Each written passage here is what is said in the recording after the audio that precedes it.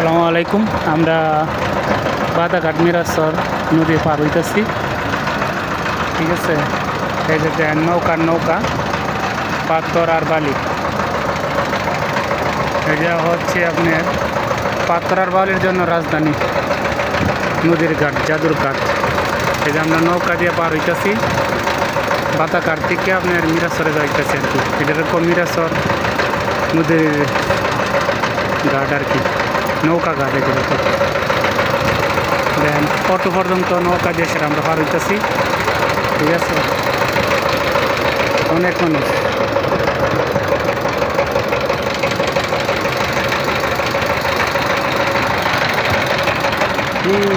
নৌকা, হ্যাঁ নদী, এই যে নদী বাবা কি এটা?